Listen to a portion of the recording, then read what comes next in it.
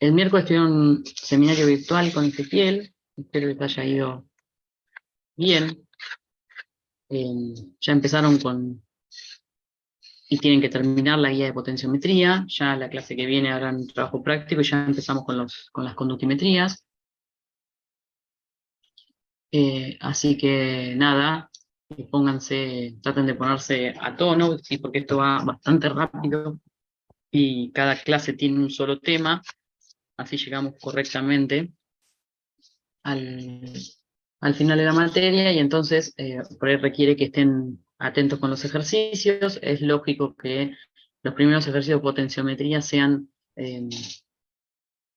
ustedes encuentran algo de dificultad, pero bueno, la idea es que lo vayan consultando, nos lo vayan consultando en algunos ratos del resto, pero no podemos atrasar las clases, ¿sí? Así que nada, ustedes nos dicen, sobre todo porque los viernes van a ver que hay un par de feriados también, así que necesitamos ir a ritmo. Bueno, cualquier cosa, cuando terminamos la teoría me dicen si necesitan alguna cosa sobre el seminario de potenciometría. Hoy vamos a ver dentro de los métodos eléctricos, las conductimetrías, ¿sí? Los métodos de electroanálisis se dividen en dos grandes grupos, que son los métodos que ocurren en la interfaz electrodo-solución, donde a su vez se dividen en dos grupos, que son los métodos estáticos, donde la corriente que circula es cero, y ahí tenemos estas potenciometrías y las valoraciones potenciométricas. Los métodos dinámicos, donde la corriente que circula es mayor que cero, y tenemos técnicas que nosotros no vemos en estas materias, que son las voltamperometrías, las coulombimetrías y las electrogramimetrías. Y dentro del otro gran grupo de métodos eléctricos tenemos aquellos que ocurren en la disolución, donde se encuentran estas conductimetrías, o lo que son lo mismo, y vamos a ver por qué, las valoraciones conductimétricas. Estos métodos conductimétricos obviamente se basan en la conducción eléctrica por parte de iones en una disolución, ¿sí? Esa forma en la que se conduce la electricidad está dada porque en la solución tenemos iones presentes, y esos iones que se encuentran presentes se mueven, ¿sí?, bajo la acción de un campo según la carga eléctrica que tienen, y cada ion tiene una movilidad particular, ¿sí?, una relación de movilidad carga a masa particular.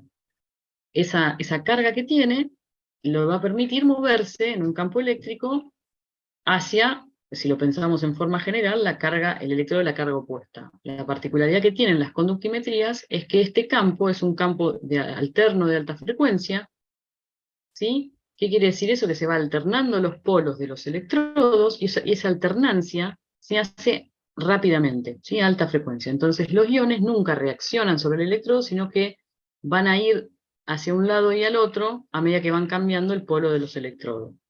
Con lo cual, lo que aporta a la conducción es simplemente la movilidad de estos iones y su carga.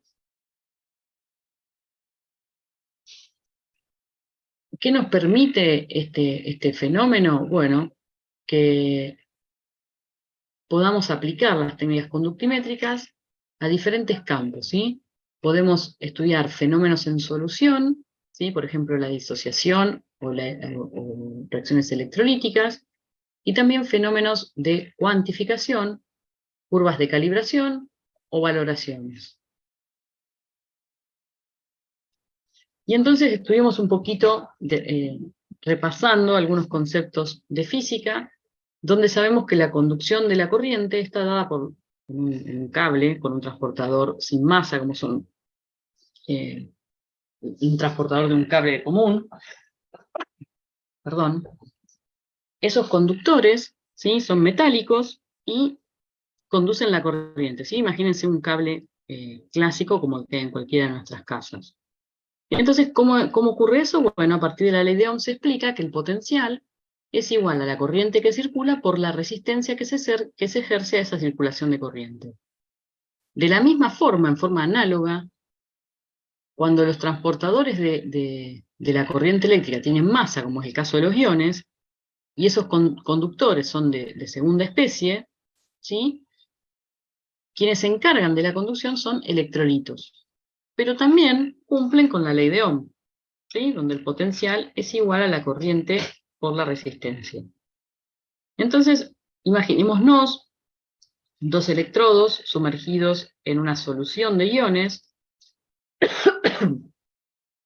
a los cuales se les conecta de manera que uno de los electrodos está cargado negativamente y el otro positivamente. Entonces, uno fácilmente puede tender a pensar que los iones negativos van a intentar moverse hacia la placa positiva y de manera inversa los iones positivos hacia la placa negativa. ¿Sí? Esta disolución de iones cumple, como dijimos recién, con la ley de Ohm. ¿Sí? La resistencia es la resistencia que ejerce la solución al movimiento de esos iones. ¿Sí? ¿Está bien? Y la intensidad de corriente que circula está medida en amperes. ¿Está bien? De esa manera, multiplicando la resistencia en ohm por la corriente en amperes, obtenemos el potencial en voltios. Y entonces, definamos ahora qué es la conductividad de una solución. ¿Sí? Dijimos que esa conductividad se debe a un movimiento o migración de los iones. ¿Sí? ¿De qué iones? Bueno, unos que van hacia el ánodo y otros que van hacia el cátodo. ¿Está bien? Los cationes al cátodo, los aniones al ánodo.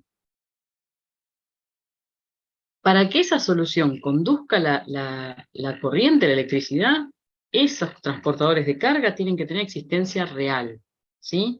Y entonces, que son los iones, ¿sí? Que tienen existencia real. Si no tenemos iones en la disolución, no hay conducción. ¿Está bien? ¿Qué pasa? Esos iones están inmersos en un disolvente, y entonces se van a ver afectados por las propiedades de ese solvente. ¿Sí? Por ejemplo, su viscosidad, ¿sí?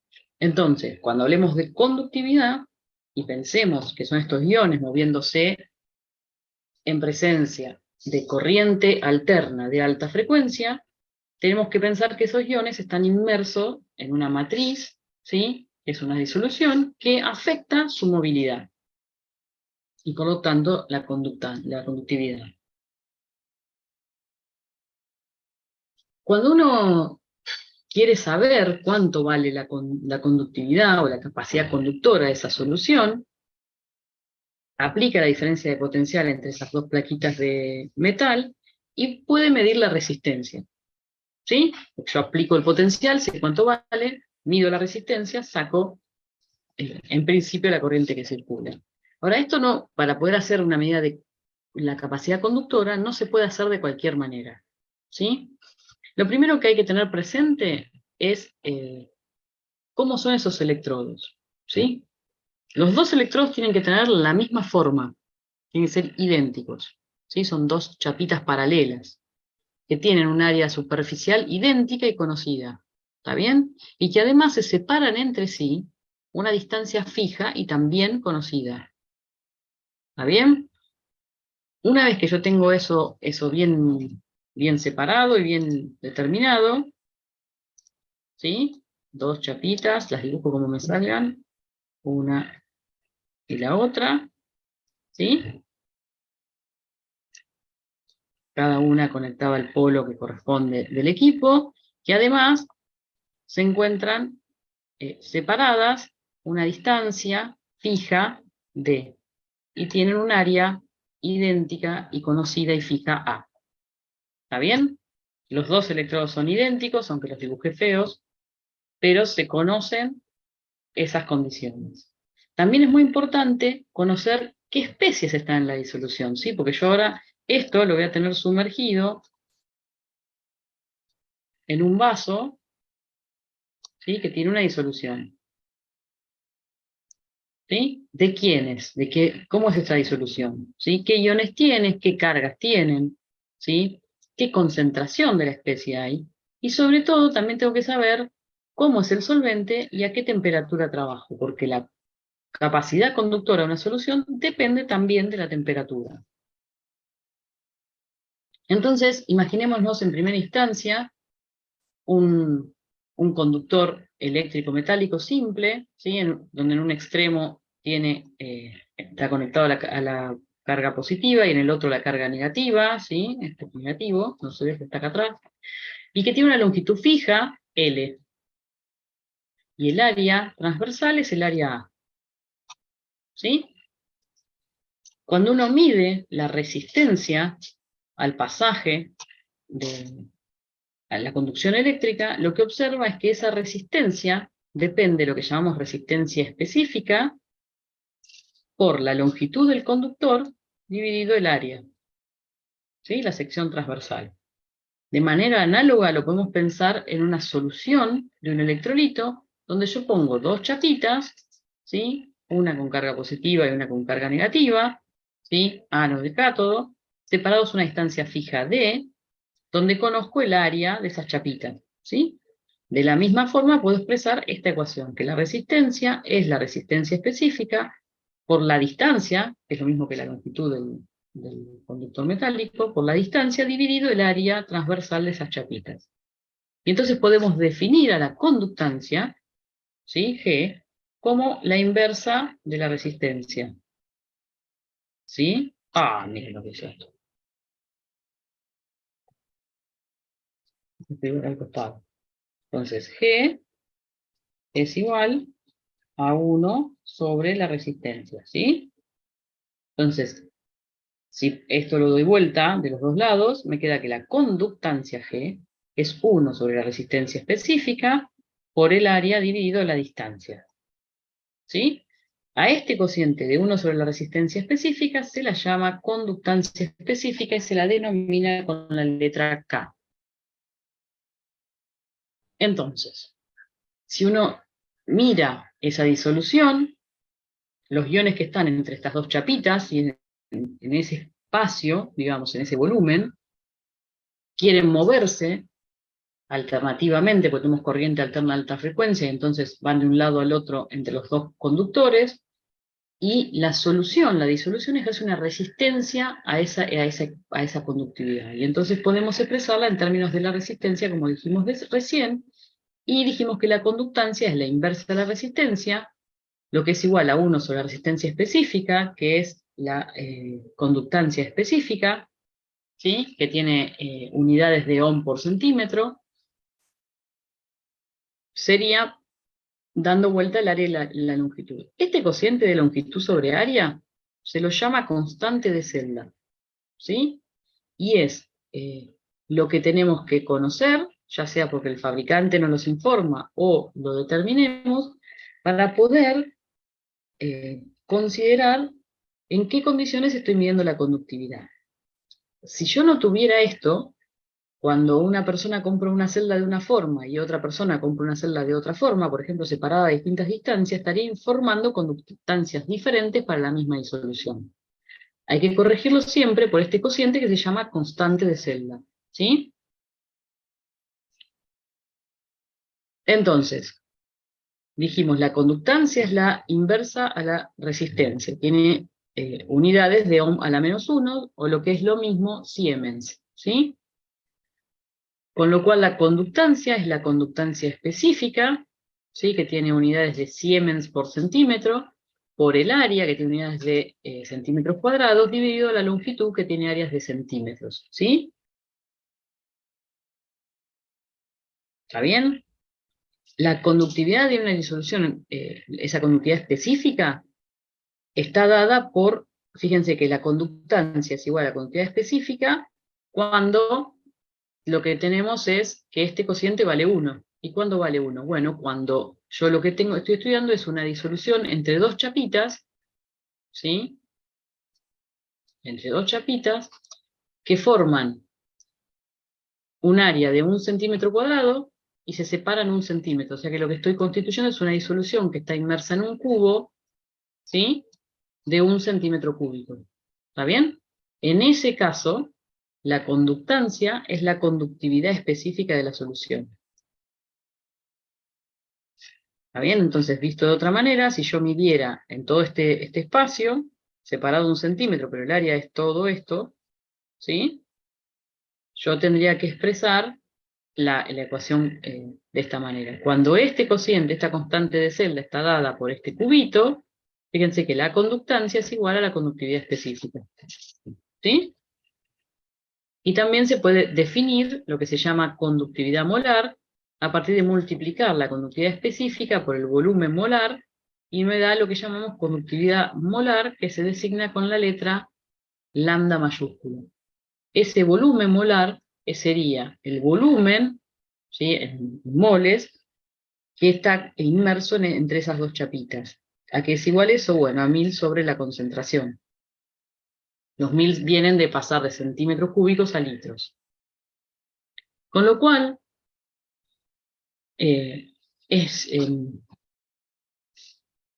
fácil, digamos, tratar de determinar lo que es la conductividad molar, ¿sí?, en una disolución inmersa en este campo eléctrico con aplicación de corriente alterna de alta frecuencia. Esa conductividad la puedo escribir, ¿sí?, simplemente reemplazando, teniendo en cuenta esto, ¿sí?, la puedo escribir, fíjense que esto me queda K por 1000 sobre C, ¿está bien? Me puedo escribir esta conductividad molar como 1000 por K sobre C, ¿está bien? Donde sabemos que esta conductividad específica es Siemens por centímetros, y la concentración está en molar, ¿está bien? Ahora, cuando yo pienso en los iones, digo, bueno, pero ¿cuánta corriente pueden transportar estos iones? Y entonces eso va a depender del tipo de ion.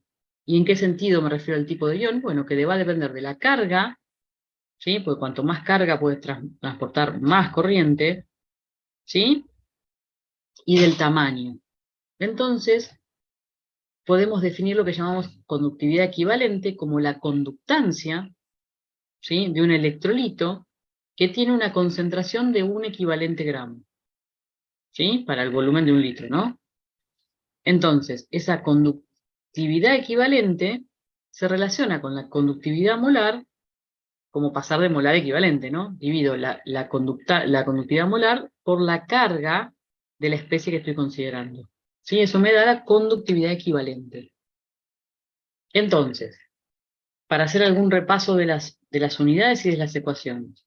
La resistencia la medimos en ohm, la conductancia, que es 1 sobre la resistencia, se mide en ohm a la menos 1, o lo que es lo mismo Siemens.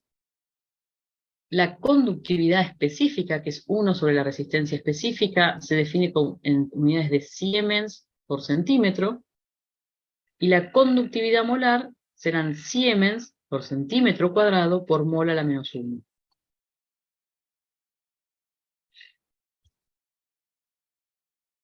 Cuando yo mido esta conductividad molar en una celda que está separada a 1 centímetro, y el área de las chapitas deja un equivalente gramo entre sí, entonces esa conductancia dijimos que va a ser 1000 sobre la concentración. ¿Está bien? Y entonces, perdón, el área va a ser 1000 sobre la concentración. ¿Está bien? Fíjense que tengo que pasar de centímetros cúbicos a centímetros cuadrados, pero para que nos queden en términos de área, ¿sí? La concentración es un equivalente gramo. ¿Está bien? Entonces, la conductancia la puedo definir como 1000 por la conductividad específica o que se llama acá específica equivalente, sobre la distancia por la concentración. ¿Sí? Y escrito en términos de conductividad molar, va a ser 1000 por la conductividad específica sobre la concentración, que es lo que vimos hace un ratito. A su vez, el planteo de estas técnicas fue pensar en cómo dependía esta medida de conductividad a medida que cambiaba la concentración de los anhelitos. Y experimentalmente, Kohlrach demostró que la conductividad de electrolitos fuertes tiene una relación lineal, pero con la raíz cuadrada de la concentración, ¿sí? Entonces definió que la conductividad era igual a lo que llamamos conductividad molar o equivalente a dilución infinita. ¿Qué quiere decir eso? Cuando algo está infinitamente diluido, los iones se comportan como si estuvieran solos, sin influencias del entorno, ¿sí? O sea que esta es una situación especial. Menos un coeficiente que depende de la naturaleza del electrolito, y del entorno, y también de la temperatura, por la concentración de la concentración, perdón, por la raíz cuadrada de la concentración. Esa conductividad, si nosotros la ponemos a dilución infinita, estaría en una situación ideal, ¿sí? Y podríamos pensar que depende de la concentración del soluto linealmente siempre. Sin embargo, eso no es realmente así. Cuando Goldreich hace su experiencia, encuentra que la conductancia equivalente para electrolitos fuertes efectivamente sigue una recta, ¿sí? Relacionada con la raíz cuadrada de la concentración, y por eso grafica raíz cuadrada de la concentración, pero cuando tiene, por ejemplo, un ácido débil, es una disociación débil, lo que observa es este comportamiento, ¿sí? Deja de ser lineal. ¿Por qué pasa esto? Bueno, porque cuando a medida que se disocia el electrolito débil, una vez que estoy en el equilibrio, cuesta más disociarlo, ¿sí? Entonces, a medida que yo aumente la concentración, es más difícil que esté completamente ionizado. ¿Está bien? Entonces tengo menos iones contribuyendo a la conductividad. Y entonces tiene una baja importante, ¿sí? Que llega a cercanías de cero la conductividad. También definió lo que se llama migración independiente de los iones. ¿Qué quiere decir esto? Que cuando yo estoy en la dilución infinita, y entonces el ion se encuentra básicamente en soledad, comportándose independientemente de su entorno, ¿sí? La conductividad a dilución infinita de un electrolito es directamente la suma de las conductividades de cada ion presente, ¿sí? Por su carga. Entonces, la conductividad a dilución infinita de un electrolito va a estar dada por la conductividad de cada ion a dilución infinita por la carga que lleva este ion. Y entonces uno puede definir, teniendo en cuenta la ley de migración independiente, de estos iones, lo que llamamos conductividad específica. Y la conductividad específica, que es la ecuación que más van a usar en el seminario, es 1/1000, ¿sí? Acuérdense de las definiciones que vimos antes de conductividad, por la sumatoria de la concentración de cada ion por su conductividad a dilución infinita. ¿Sí? La conductividad a dilución infinita se encuentra tabulada a 25 grados y nos dan un montón de información respecto a la movilidad y el tamaño de estos iones. Fíjense las diferencias importantes dentro de los cationes en las conductividades a dilución infinita. ¿Sí? Muchas veces esto se debe a los radios de hidratación y también al tamaño del ion. El protón es un ion muy pequeño que permite moverse rápidamente, mientras que el ion sodio o el potasio no son tan rápidos. Lo mismo ocurre con el oxidrilo respecto al resto de los aniones. ¿Sí? Entonces, cuando uno aplica un campo eléctrico, esta medida, esta conductividad de ilusión infinita, me da una idea de la capacidad que tiene mi ion de transportar la carga. ¿Sí? ¿Está bien? Entonces, cuando tenemos iones protones, tenemos muchísima movilidad, entonces transportan una mayor cantidad de carga o de corriente, ¿sí? No de carga, de corriente.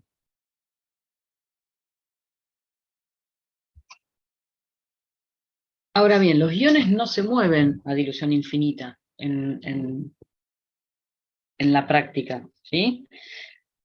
Y además, se ven afectados entonces por el entorno.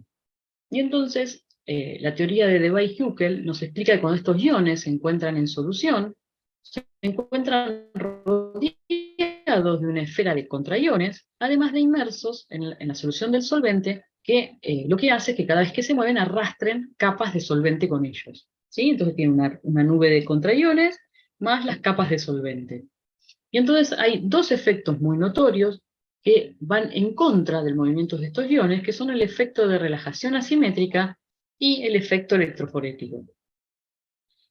El efecto de relajación asimétrica se debe a que cuando el ion central, ¿sí? este ion positivo, se ve afectado por un campo eléctrico, va a tender a ir hacia el contraión. ¿sí? A la chapita que tenga la carga negativa.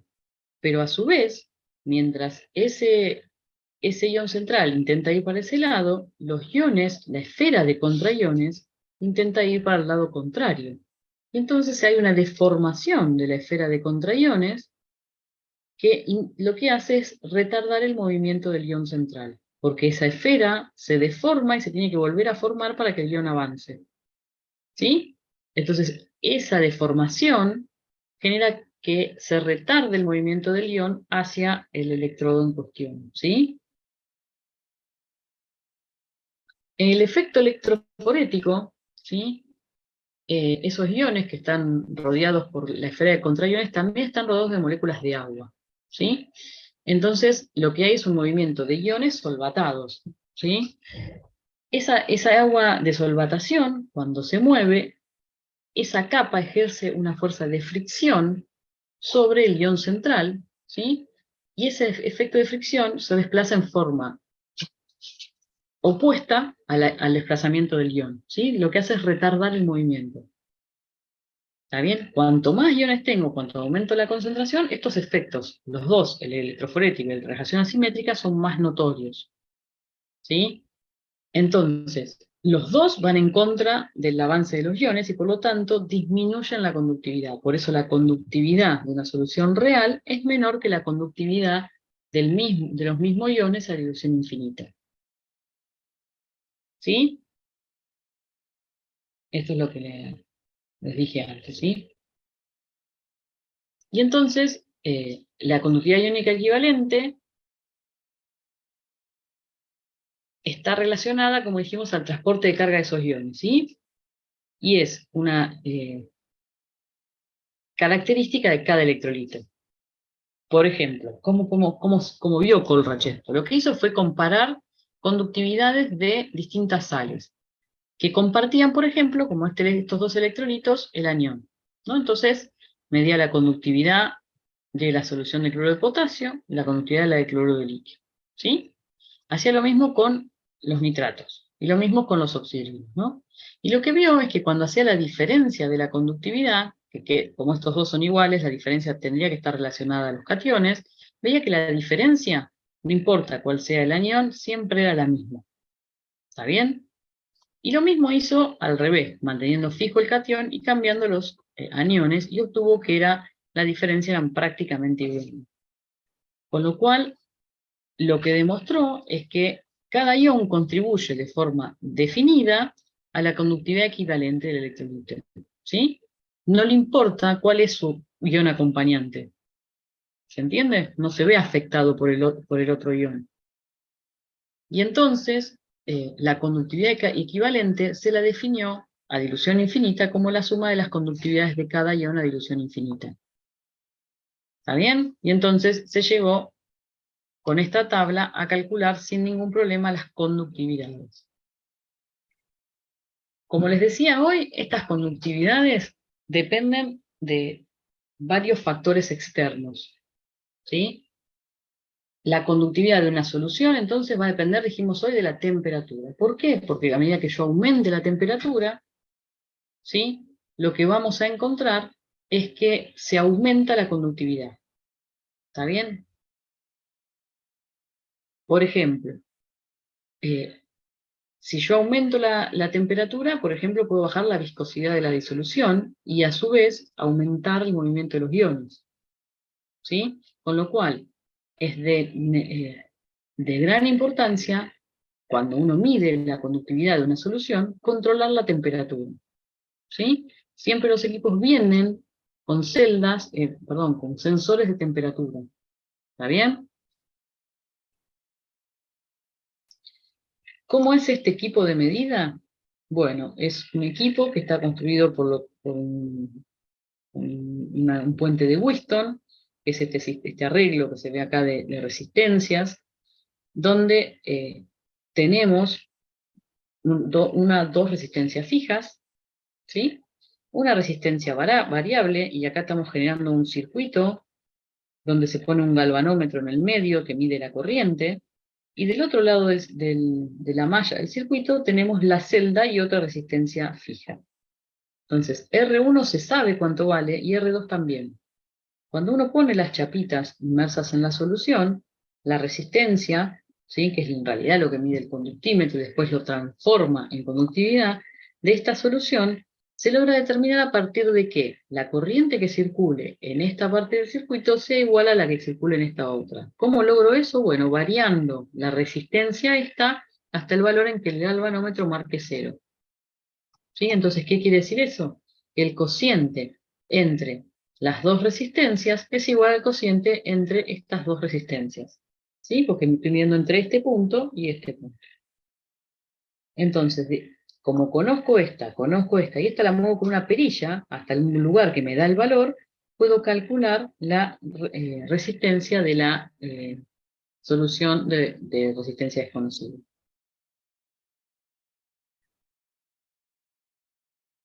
Bien. Las celdas más rudimentarias estaban construidas de esta manera, con electrodos separados, en, en unas celdas muy especiales. Luego se fueron ayornando un poco y se las construía con 2 tubos de vidrio que en la parte inferior tenían las chapitas y tenían mercurio para una buena conducción. Y actualmente directamente están construidas por una campana invertida con 2 chapitas de platino, ¿sí?, separadas a una distancia fija. ¿Está bien? Esas celdas, que acá hay una dibujada, no me acuerdo si hay otra, no, tienen una constante de celda, que a veces no las informa el fabricante, pero lo mejor es poder determinarla. La constante de celda, que se acuerdan, era la distancia separada sobre el área, la podemos calcular como la conductividad específica dividido la conductancia, ¿sí?, de la primera ecuación que vimos. Y entonces, ¿cómo se hace esto? Bueno, el fabricante nos provee de una serie de soluciones de cloruro de potasio que tienen conductividad específica conocida. Entonces, como yo conozco esta, la enchufo al equipo, sumerjo mi celda en la primera solución y determino G, ¿sí? Y así lo hago para cada solución. De la pendiente de esa recta, conductividad específica en función de conductancia, o conductancia en función de conductividad específica, obtengo la constante de celda. Y eso es mi corrección a cada medida para después poder informar un valor correcto, no importa en dónde me encuentre o qué conductímetro haya comprado. ¿Sí? ¿Por qué es tan importante estas conductimetrías? Bueno, porque nos dejan determinar cantidades de electrolitos en soluciones, por ejemplo, la salinidad del mar, la solubilidad de algunos electrolitos y por lo tanto su KPS, nos dejan determinar constantes de ácidos débiles, las constantes ácidas de los ácidos débiles o bases débiles, la pureza del agua, ¿sí? Y además uno puede hacer titulaciones conductimétricas para determinar concentraciones. También se usa para determinar la formación de micelas, donde uno encuentra la concentración micelar crítica. Respecto a la calidad de agua, fíjense la cantidad de tipos de aguas que uno define según la medida de conductividad que tiene, ¿sí? Nosotros tenemos lo que llamamos en nuestras áreas aguas duras, que son estas mineralizadas, les digo que estamos más cerca de por acá, ya, ¿sí? Y luego de ahí hacia la derecha vamos a encontrar las que son aguas más con más iones, ¿sí? Y sobre todo las de desecho, que son las que están llenas de iones, y de ahí hacia la izquierda son aguas que se van purificando de iones hasta llegar a las aguas pirodestiladas. ¿Sí? Pero la medida de conductividad es la que me define la calidad de agua. Por otro lado, otra de las aplicaciones más importantes es la determinación de la concentración de una solución por una titulación conductimétrica. ¿Sí? ¿A qué se basa? Como las potenciométricas, en el cambio de la conductividad a medida que agrego el reactivo titulante. ¿Sí? Por ejemplo, si uno tiene una valoración de ácido clorhídrico, ¿sí?, que quiere decir que el ácido clorhídrico está en el vaso, y lo titulo con hidróxido de sodio, ¿sí? Y acá hay clorhídrico. Cada vez que agregue un volumen de hidróxido de sodio, voy a agitar la solución, voy a detener la agitación. ¿Por qué? Porque si yo agito, muevo yo los iones. ¿Sí? Entonces detengo la agitación y como tengo sumergidos mis dos chapitas, que no las dibujo porque no me entran, mido la conductancia, ¿sí? Entonces, en cada agregado voy a medir la conductancia. Y lo que voy a encontrar es una curva de esta forma, donde el punto de inflexión es directamente el volumen del punto final, ¿sí? En la práctica, estas curvas, bueno, en general están por encima, ¿sí? Debido al efecto electroforético y de relajación asimétrica, y tienen una panza por los equilibrios, ¿sí? ¿Está bien? ¿Por qué baja primero y luego sube? Bueno, porque a medida que agrego hidróxido consumo protones, que son los iones más móviles, ¿sí? Entonces van a bajar. Fíjense que no hay más protones en la solución, oxidrilos tampoco, porque reaccionan con los protones, y lo que estoy haciendo es agregar sodios. El sodio tiene una conductividad de 53 y el protón de 398. ¿Se entiende? Entonces voy sacando uno de estos y poniendo uno más bajito, con lo cual la conductividad baja. ¿Está bien? ¿Hasta dónde? Bueno, hasta que consumí todos los protones y empiezo a agregar en exceso los iones, el hidróxido de sodio. Entonces, ¿qué estoy haciendo? Estoy agregando sodio, pero también oxidrilo, que se acuerdan tenía una conductividad de 199, con lo cual la curva sube, pero con una pendiente menor a esta, porque la conductividad de ilusión infinita de los oxidrilos es menor que la de los protones. ¿Sí?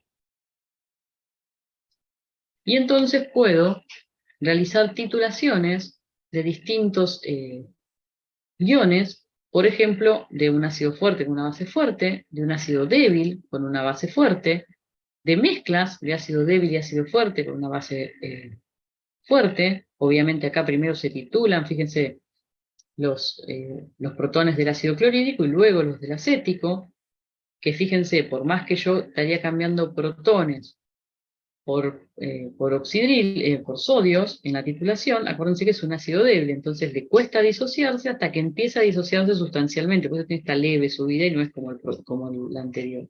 ¿Sí? Se forma un buffer. Y luego tenemos el exceso de oxidrilos. Pero también puedo hacer titulaciones donde se formen, por ejemplo, algún precipitado como es el cloruro de plata, ¿sí? Y entonces puedo también determinar por los cambios de las pendientes el volumen del punto de equivalencia. ¿Cómo lo determino? Trazo las tangentes a los puntos alejados, ¿sí? Y donde se cruzan, bueno, me salió horrible, donde se cruzan es el volumen del punto de equivalencia. Van a hacer ejercicios de este tipo con Ezequiel, bastantes variados, eh, de manera de poder ayornarse al tema, ¿sí?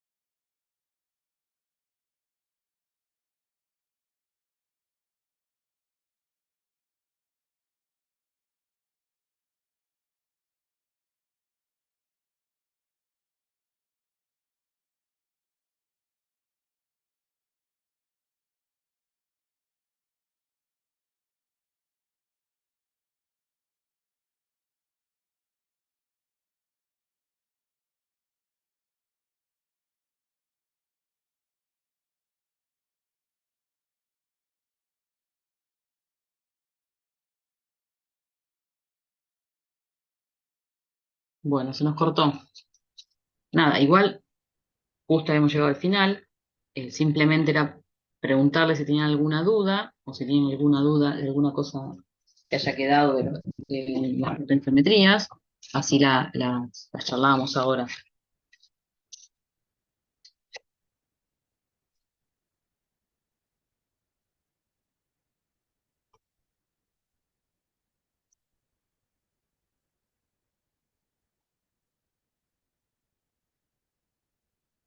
Si no hay ninguna duda, la teoría terminó, pero díganme ustedes si tienen algunas dudas de este tema o del tema anterior, así las tratamos en este momento.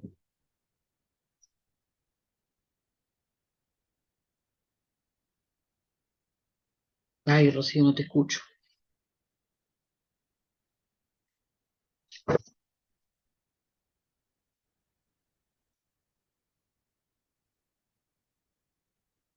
Si no, escriban por el chat.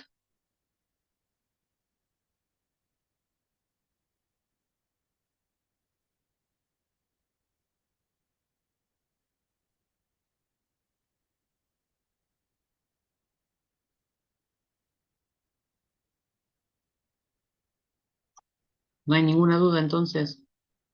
Bueno, entonces nos volvemos a contactar. Gracias por contestar, Norma. Buenísimo. Bueno, vayan tratando de hacer las cosas, así tenemos consultas y podemos ir haciendo algunas cosas cuando nos sobra tiempo en la teoría, ¿sí? Así no van tan rápido con las cosas. Y bueno, seguramente nos vemos el viernes seguro y el miércoles arreglamos con Ezequiel, ¿sí? Cualquier cosa me escriben, ¿sí? O al chat de WhatsApp o me escriben un mail, ¿sí?